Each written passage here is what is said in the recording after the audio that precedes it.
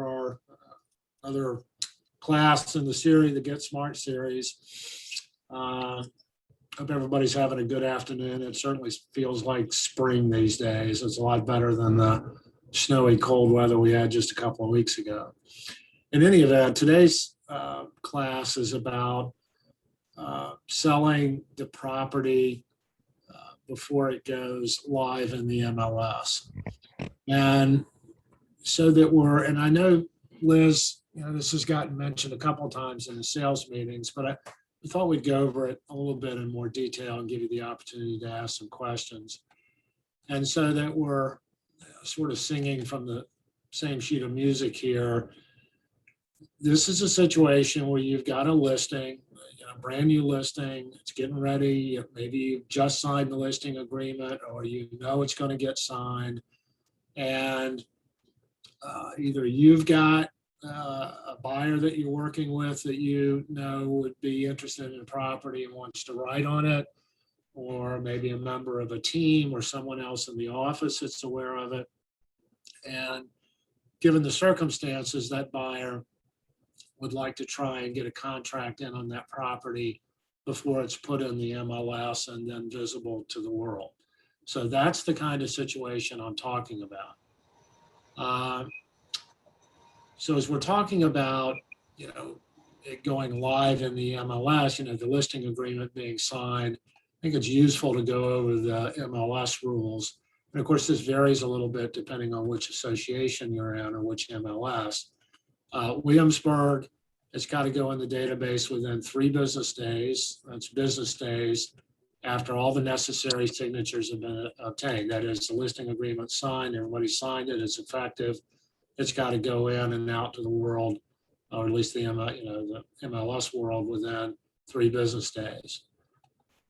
Reign's a little bit different. It's got to go in within 2 business days. Actually, I see I have a typo here. I've got a state. That should be of the list date. I'll fix that in the one I send out. And excluding weekends and federal holidays. So, whereas Williamsburg is calendar days, Reign is, Williamsburg is business days as well as Reign. CVR and CBRA are within 3 calendar days, however. So, generally 2 to 3 days, generally business, but not always. So you just got to know which association, that you're working in. And I'm sure you guys are familiar with those rules. One thing before you move on, Brian, for those of us that are in the overlapping MLSs, the girls are always going to put them in wherever the strictest standards are. So in Williamsburg, for instance, we go by Reign standards. So what's the big deal here? Well, I think that should be fairly obvious, but I mean, this is really an unprecedented market. I mean, I think Liz would agree with me, and those that have been around long enough, back in the 2006, 7, whatever, it was pretty serious then, but it's over the top now. And so, just about every property, I think it seems like you're getting multiple offers. Those offers are exceeding list price. Even if it's right around the price, the terms are extraordinarily favorable to the seller. And so the idea, and often they've got escalation clauses. So from the standpoint of thinking about it, well, by your seller entering into a contract before it goes live, the seller's not put the property out on the market. So, the first thing to take a look at is, are you at some risk for participating in that or agreeing to it or recommending it or whatever? And the answer, I think, is clearly yes, you are. And that's particularly true if that buyer is also your buyer. Because, just think about a team member or something like that, or, an agent that in the office and are friends with. At some point that's going to appear as though you're taking advantage of the seller, quite frankly, sort of trading on inside information. But it could also arise, it doesn't have to be, your buyer your team's buyer or, a friend, another agent in the company, that information can get out. A friend of the seller says something to somebody, a neighbor. So, it's people usually know when a property is going to go up for sale. And I think in this market, people are going to do whatever they can to try and get a hold of it. If they can get it before it goes in the MLS, that's to their advantage. And of course, saying that, I think, states the obvious. If it's to the buyer's advantage to do that, it almost certainly is not to the seller's advantage. But, are there some situations where that might be okay? Well, sure. Kind of and some examples then, and I think Liz has mentioned those, and we've got a form now that I'm going to get to in a minute. Yeah, maybe the seller just doesn't want all the showings. I don't think it's true that sellers want. I think Dee had one the other day. It wasn't this situation. Don't get me wrong, but it was on something else. I don't even remember the question, but I think she had like 24 showings scheduled on a Saturday, and it was coming online. It was crazy. So maybe a seller just doesn't want that many people, going through the house and having to deal with the hassle or be gone, and that's particularly true now with COVID. Maybe things aren't quite what they were, in the spring and through the summer. But nonetheless, I think, for a lot of sellers, particularly elderly sellers, that's still an issue. So yeah, that could be a reason that a seller doesn't or wants to take that contract. And then the sellers may just decide that, to use the expression, a really good bird in the hand right now is worth two prospective birds in the bush. The seller may not, you may have recommended some, you're going to go ahead and get it listed, but you've recommended a number of things that the seller should do to help get it sold and get the price up there and justified perhaps on an appraisal. And the seller just doesn't want to fool with that. So yeah, all of those are valid reasons, but the key here is that they're the seller's reasons. And, as we're going to kind of get to, it's just important that the seller makes the decision based on good, fair, unbalanced information. Brian, can I jump in? Sure. There's been a couple of real Purple Hearts around this. And without getting into the details of them, what I do think is important is at the time the seller signed the contract before it went in MLS, they were all about it. And they thought it was a good idea. And yet things changed after they got into the processing of the contract, where their neighbors got a hold of them or their adult children got a hold of them. And then all of a sudden they turned and decided it wasn't such a good idea. So I think it's almost more than laying out the options. You really need to recommend that they put it in MLS. Yeah, I agree, and we'll kind of get to that. And so the way this comes up, as Liz mentioned, is after the fact, somebody's going to tell them, or they're going to learn, maybe the house down the street that's comparable sold for $20,000 more or something like that. Or, so you almost have to assume that somebody's going to raise an eyebrow and point it out to them.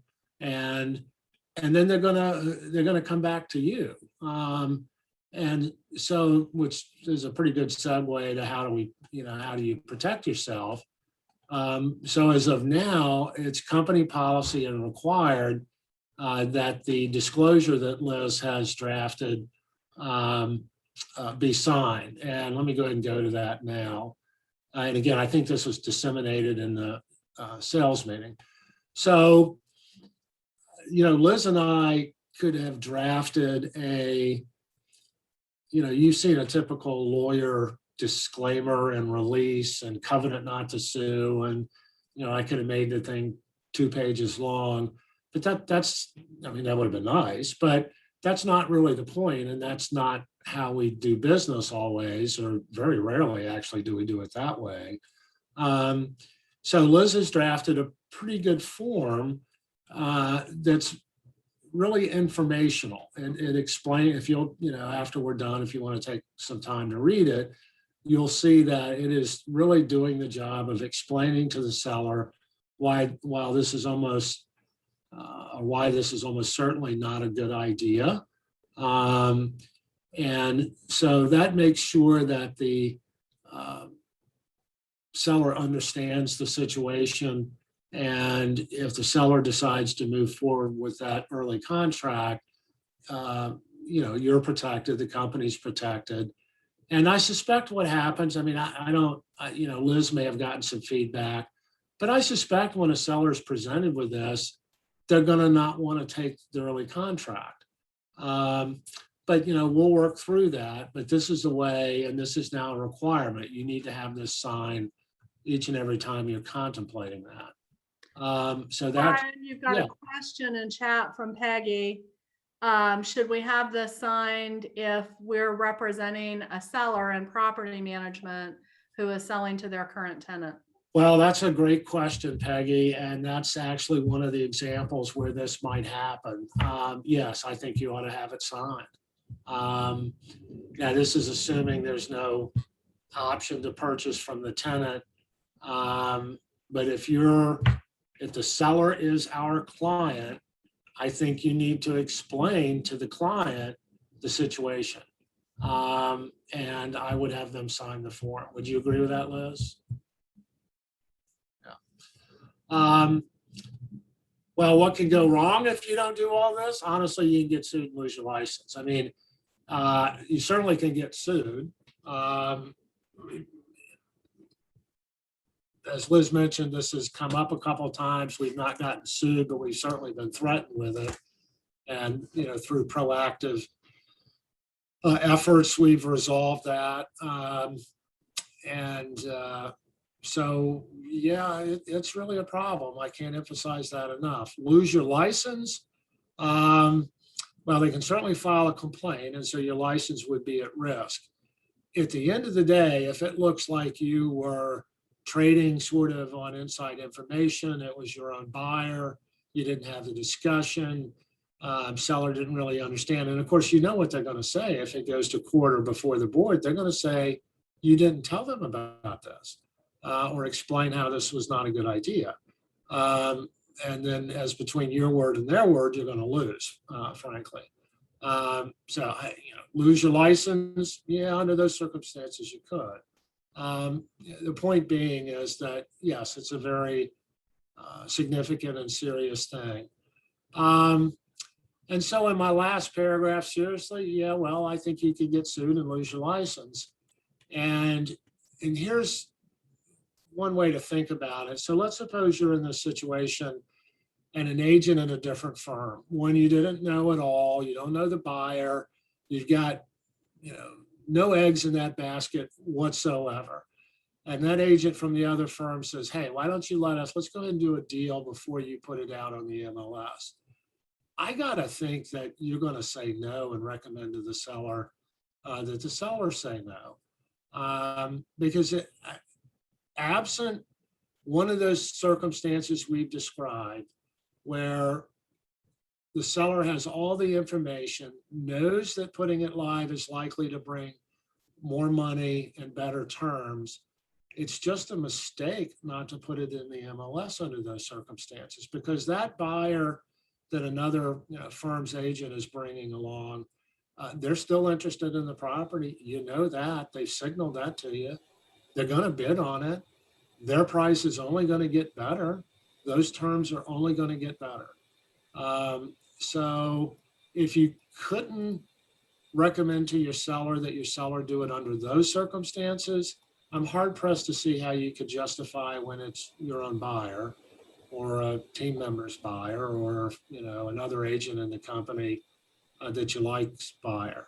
So I know you guys, nobody's intentionally trying to do anything wrong. You're doing what you always do, which is trying to get a deal together that's acceptable to the seller on the seller's terms. And the buyer's happy and the seller would be happy and everybody's happy. But the problem is that the seller doesn't have all the information.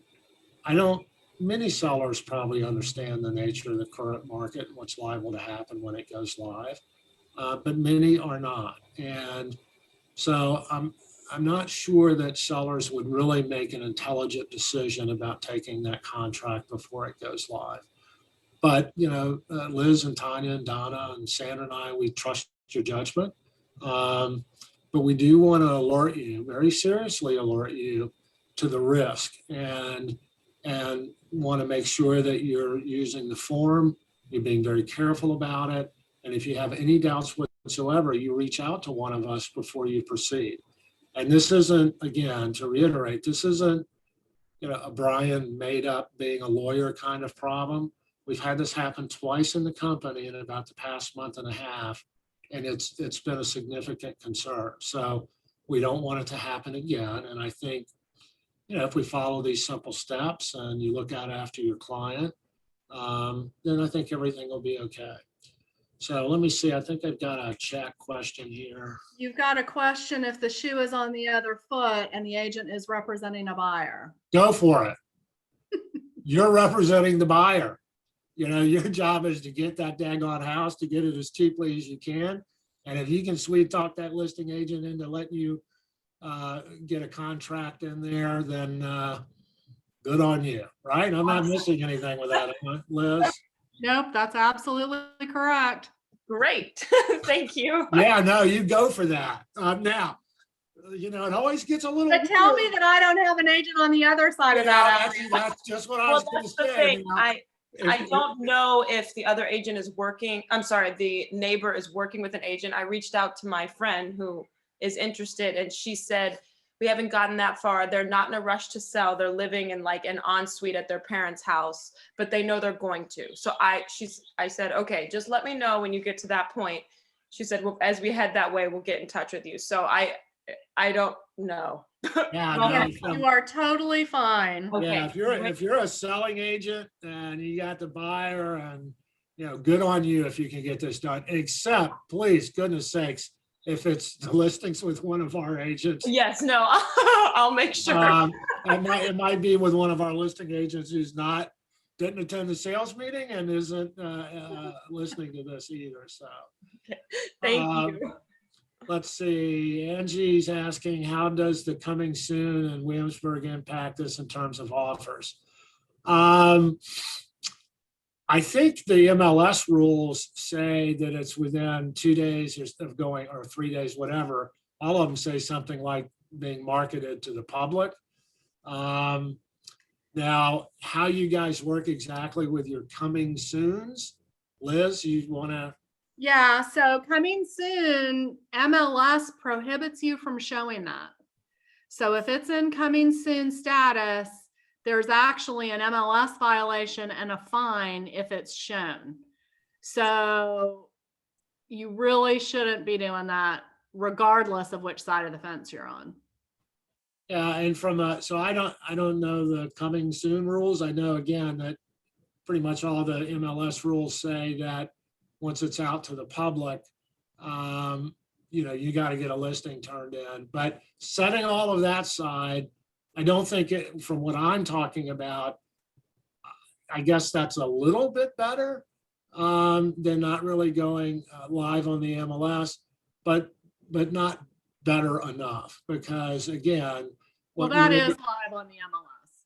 Yeah, what really drives it up is that it's out there live, showings are happening, and people are submitting, prospective buyers are submitting offers and competing offers. So that's really what is the key. That's almost certainly what's in the seller's best interest, and entering into a contract before that happens probably is not. Angie's also asking, what if an agent takes a sight unseen offer?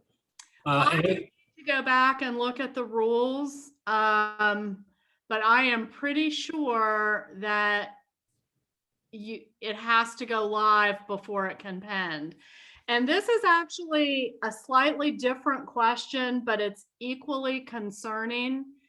We've had another set of problems with sellers who say, okay, I'm going to put my house on the market. it's Thursday, we're going to show it through Saturday or Sunday, and we'll be reviewing offers at 4 o'clock on Saturday. And then the seller changes their mind and decides to take an offer on Friday. Obviously, it is up to the seller to make that decision, but there is a lot of harm and pain that is caused to buyers and agents who think they've got until Saturday to write an offer. And so it's important that you communicate with everybody that has expressed an interest in that property that the seller's changing their mind. Yeah, I would agree. Anybody else have any other questions? All right, well, I appreciate you guys tuning in, and I'll see you again next Thursday at 3 o'clock. Thanks. Thanks, Brian. Thank you.